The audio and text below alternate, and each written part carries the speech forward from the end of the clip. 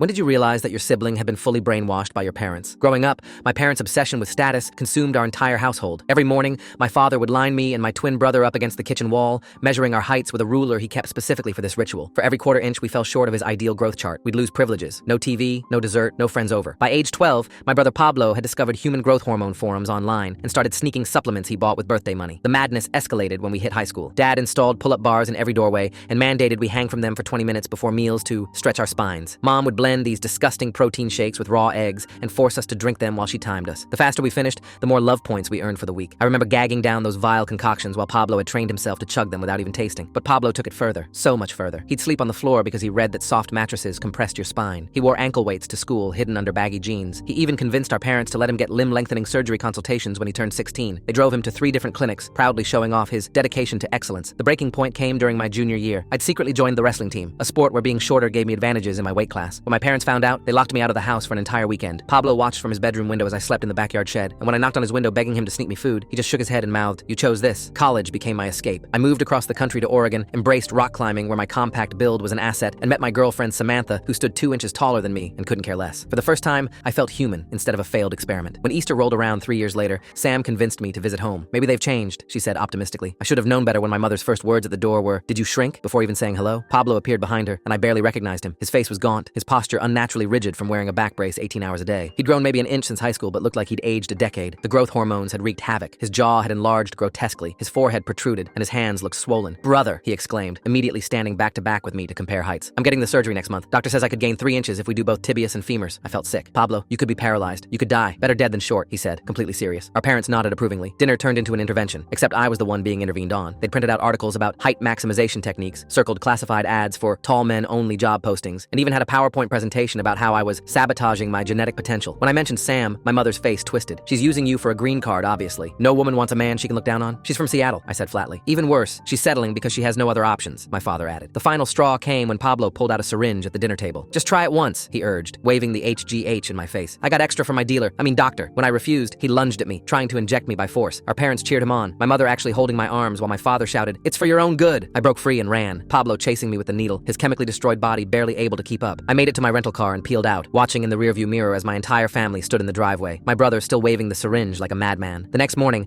I woke up to 47 missed calls and a string of voicemails that progressed from disappointment to disownment to Pablo sobbing that I was choosing to be genetic waste. 2 months later, I got a call from a hospital in Mexico. Pablo's surgery had gone wrong, catastrophically wrong. Full video on the channel, link below.